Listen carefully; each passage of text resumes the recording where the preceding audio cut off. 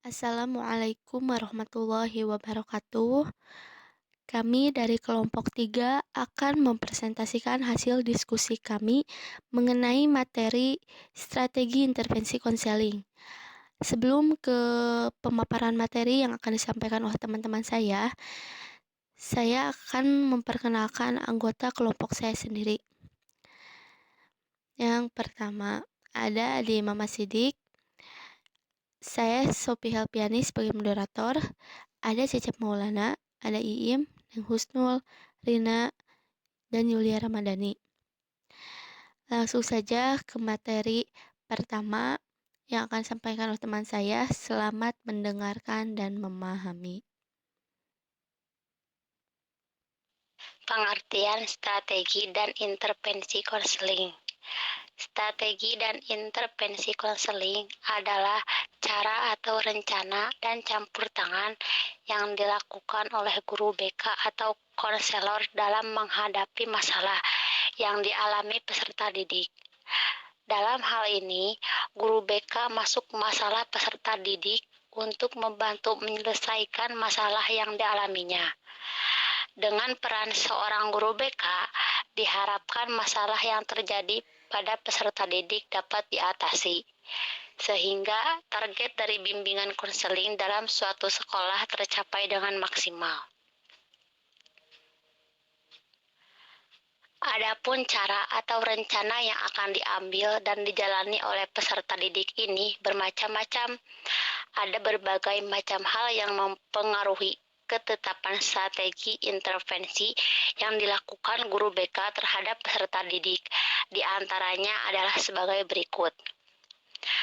A. Pengetahuan atau teori yang dimiliki guru BK. B. Tingkat pengalaman dan kemampuan dari guru BK dalam menghadapi masalah. C. Pengetahuan guru BK dalam hal-hal lanjutan yang harus dilakukannya terkait respon-respon yang dilakukan peserta didik dan cara menanggapinya. Perlu diingat, guru BK juga harus memperhatikan gerak-gerik dari peserta didiknya, khususnya ketika saat dan sebelum peserta didik tersebut mengalami masalah tersebut, agar guru BK dapat mengambil strategi yang tepat dalam mengatasi masalahnya.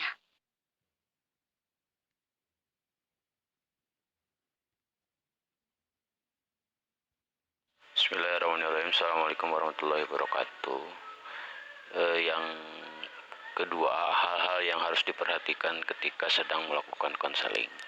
Ada beberapa hal yang harus diperhatikan oleh konselor ketika sedang melakukan konseling, bukan hanya merancang strategi dan intervensi konseling, namun konselor juga harus memperhatikan yang lainnya. Di antaranya, yang pertama, memperhatikan klien.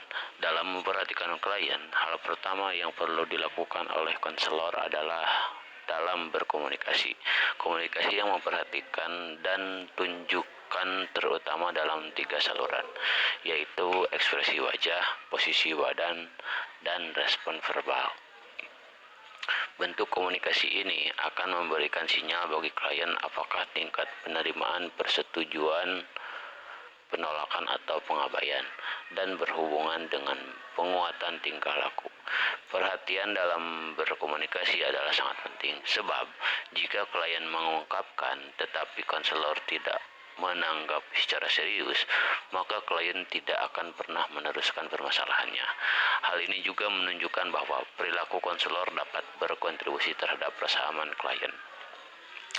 Peningkatan rasa aman pada saat klien mengungkapkan masalahnya dapat menjadi suatu fenomena penguatan diri sendiri bagi klien.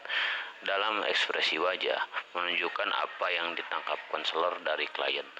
Wajah adalah tempat utama untuk komunikasi keadaan emosi, merefleksikan sikap-sikap interpersonal, dan dapat memberikan balikan nonverbal terhadap pernyataan orang lain.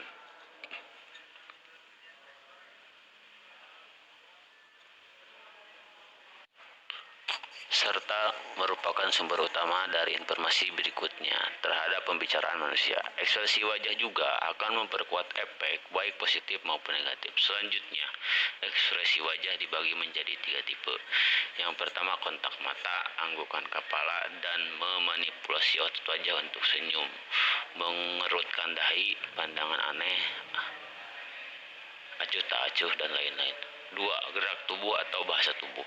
Kunci dari bahasa tubuh adalah totalitas dari perhatian yang dirasakan. Postur tubuh mengindikasikan kenyataan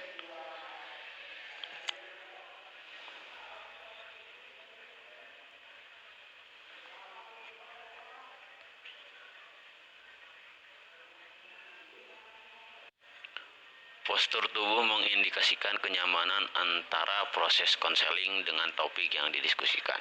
Bahasa tubuh juga bisa menggambarkan ketidaknyamanan konselor, baik terhadap topik yang dibicarakan atau dengan klien. 3. Perilaku verbal. Ucapan konselor akan segera berpengaruh terhadap klien. Jawaban konselor dapat menentukan respon klien. Karena itu, terdapat beberapa poin penting yang perlu dipertimbangkan dalam merespon klien secara verbal. Pertama, ungkapkan pertanyaan atau pendapat dalam konteks masalah dengan tepat. Jangan menginterupsi atau berlawanan dengan topik. Tetap dalam topik yang dipaparkan klien dan bantu mereka. Implementasi ini lebih dari sebuah teknik, karena merupakan sebuah kesadaran tingkat tinggi dalam kebersamaan antara konselor dan klien.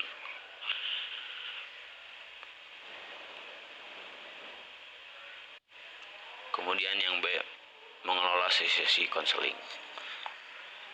Pada wawancara yang pertama kali akan memberikan perangkat khusus tentang bagaimana beroperasinya dinamika konseling, karena secara potensial akan menentukan signifikansi relasi.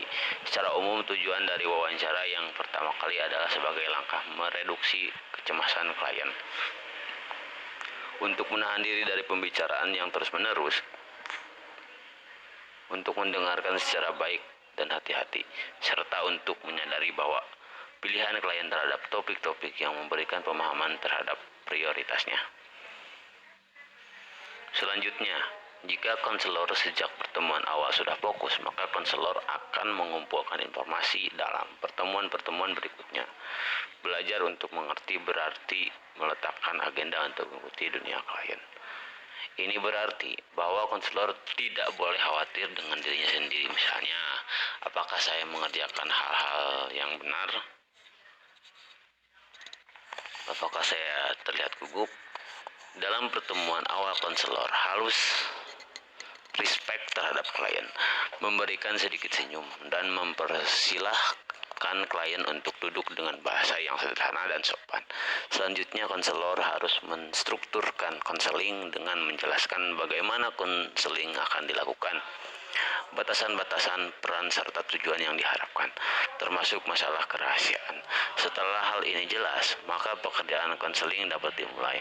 Hal pertama yang perlu dilakukan adalah mengundang klien untuk berbicara, misal tentang alasan-alasannya.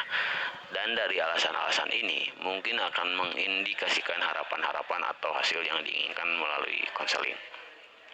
Dalam hal ini penting bagi konselor adalah mendorong atau menyemangati klien untuk berbicara. Jika tujuan pada wawancara yang pertama kali adalah fokus kepada perasaan klien atau dinamika interpersonal, maka dengan menggunakan jawaban-jawaban dalam rangka mendapat gambaran tentang perasaan klien, menjelaskan hubungan, dan dalam mengkomunikasikan pemahaman konselor, jawaban-jawaban tersebut termasuk pernyataan kembali, refleksi perasaan, menyimpulkan perasaan, menanyakan untuk klarifikasi, dan balasan dari perilaku nonverbal. Memberikan pernyataan kembali hakikatnya adalah menunjukkan bahwa konselor tidak hanya mendengarkan, tetapi merupakan pribadi yang berperan aktif merefleksikan perasaan, yaitu sebuah pernyataan dengan kata-kata sendiri yang berbeda dengan bahasa klien terhadap perasaan yang dikomunikasikan oleh klien, baik secara verbal ataupun non-verbal. Suatu pernyataan lain mencerminkan perasaan klien atau peran-peran emosi klien. Menyimpulkan prinsipnya sama dengan refleksi perasaan, dengan satu kekecualian, yaitu mempresentasikan suatu kumpulan perasaan yang telah dikomunikasikan dalam beberapa menit. Jadi dapat meliputi beberapa perasaan. Permintaan klarifikasi berarti mendorong klien untuk mengatakannya kembali. Ini menjadi sangat penting dibandingkan dengan menebak. Tujuan utama wawancara adalah mendapatkan informasi. Untuk itu terdapat beberapa bentuk respon yang disarankan, yaitu yang pertama, penggalian. Penggalian adalah suatu pertanyaan yang memerlukan lebih dari minimal atau jawaban satu kata. Sedangkan tujuannya adalah untuk mencegah hal tersebut dari adanya kejadian yang tidak diinginkan. Yang kedua, penekanan, yaitu dengan memberikan pernyataan kembali dengan satu atau dua kata terhadap apa yang diucapkan klien sebelumnya, yang diungkapkan dengan suatu nada bicara yang mengisyaratkan klien untuk mengelaborasi.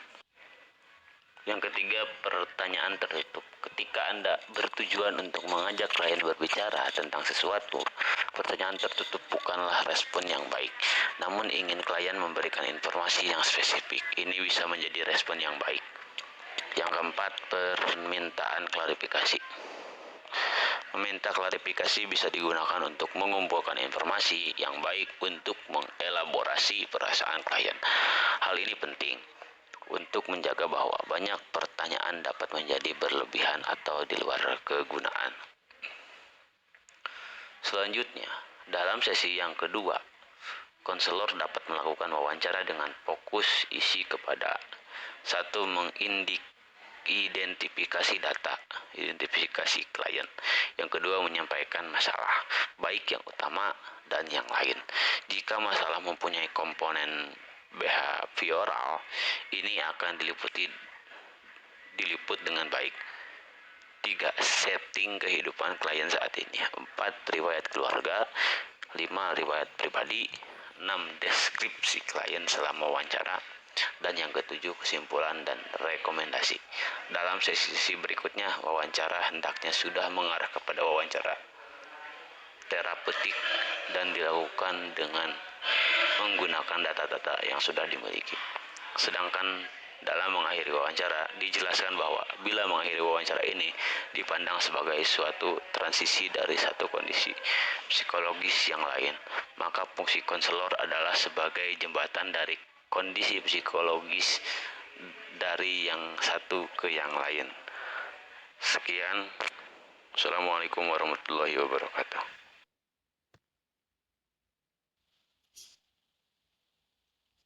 Selanjutnya, hal yang harus diperhatikan ketika melakukan konseling yaitu menggunakan intervensi konseling.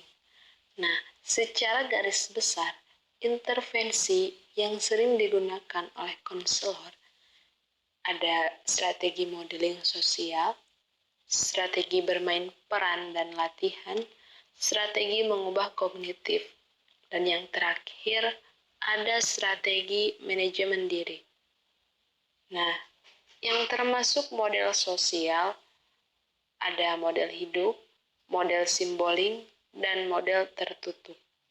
Model hidup termasuk guru, konselor, atau teman sebayanya. Sedangkan model simbolik bisa melalui film dengan menghadirkan perilaku yang diinginkan oleh klien. Misalnya, klien ingin meningkatkan kebiasaan dalam belajar. Sedangkan model tertutup dilakukan dengan membayangkan.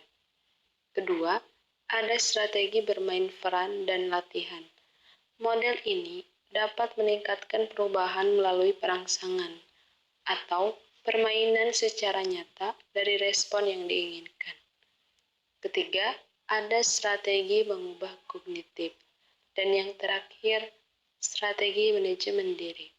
Nah, karakteristik strategi ini, klien diarahkan untuk merubah dirinya sendiri dengan bantuan dari konseling.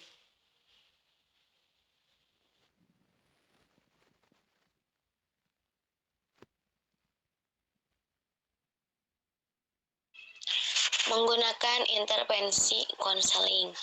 Yang pertama, strategis modeling sosial.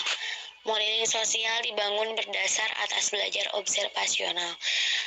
Sejak masa kanak-kanak, manusia selalu melihat dan meniru. Melalui pengalaman yang bervariasi tersebut, seseorang akan memperoleh berbagai pengetahuan dan keterampilan. Keterbatasan dari model ini adalah kemampuan seseorang untuk melakukan observasi, keaktifan model, dan generabilitas dari peristiwa-peristiwa yang dipelajari. Yang termasuk dalam model ini adalah yang pertama model hidup, yang kedua model simbolik, dan yang terakhir model tertutup.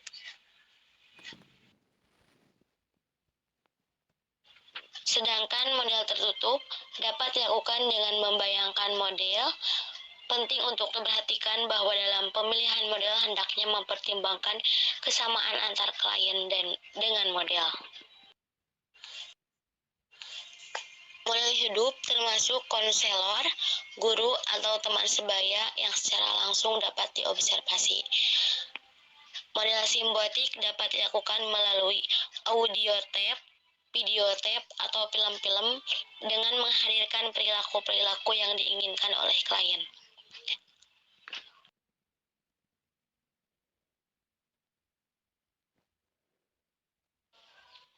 Dua, strategi bermain peran dan latihan. Model ini dapat meningkatkan perubahan melalui perangsangan atau permainan secara nyata dari respon yang diinginkan. Elemen umum dari strategi ini adalah yang pertama, merupakan suatu permainan kembali dari diri sendiri, orang lain, suatu peristiwa, atau perangkat respon oleh klien. Yang kedua, menggunakan prinsip sekarang dan di sini. Yang ketiga, menggunakan proses yang secara gradual meningkat, dimulai dari yang sederhana ke yang kompleks.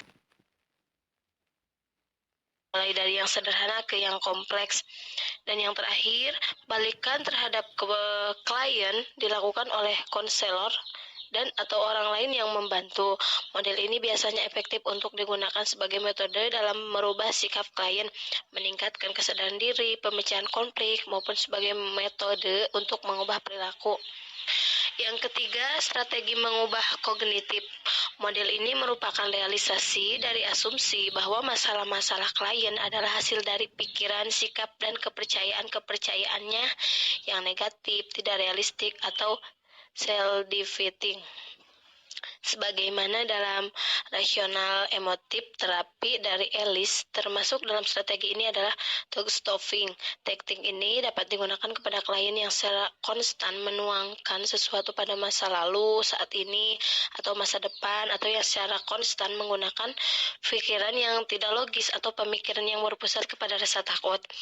Pelaksanaannya selalu dilakukan dengan meminta klien untuk membayangkan situasi yang mendatangkan kecemasan, kemudian ditanya secara verbal, dan ketika klien mengalami atau secara eksesif dikuasai oleh pikiran yang mencemaskan, klien diminta untuk berhenti. Teknik yang lain adalah dengan merestrukturisasi kognitif. Teknik ini dapat hanya membantu klien belajar untuk mengenali dan menghentikan pikiran self-defeating, tetapi juga menggantinya dengan pikiran tersebut dengan pikiran-pikiran yang positif, peningkatan diri, atau penyalinan. Pada tahap awal, tekniknya sama dengan talk stopping, namun teknik ini termasuk latihan membedakan dengan membuat kesadaran dalam memberitahukan diri sendiri terhadap situasi-situasi sebelumnya, selama dan sesudahnya. Misal, dengan mencatatnya, setelah menyadari, klien dibantu untuk mengidentifikasi pikiran-pikiran yang positif dan untuk menggantinya.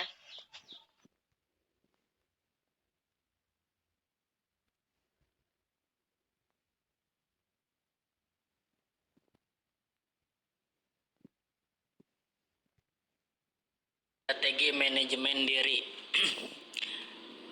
Karakteristik strategi ini terutama adalah pada pentingnya klien untuk merubah diri sendiri dan oleh dirinya sendiri. Dalam strategi ini, klien diharapkan kepada usaha-usaha langsung untuk merubah dirinya sendiri dengan bantuan yang minimal dari konselor. Tekniknya, pertama, melalui monitoring diri. atau self-monitoring, yaitu melalui penerapan prosedur pengawasan diri dengan melakukan pengaturan terhadap kebiasaan, pikiran, perasaan-perasaannya. Kedua,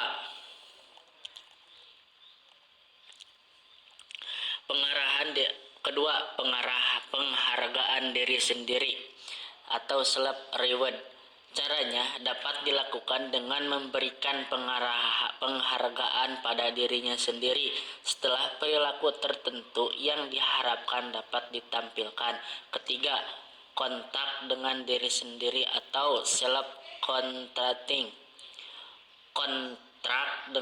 Kontak dengan diri sendiri merupakan wujud dari komitmen kalian untuk merubah. Kontrak juga harus tertulis. Teknik ini umumnya lebih sukses digunakan pada teknik self reward.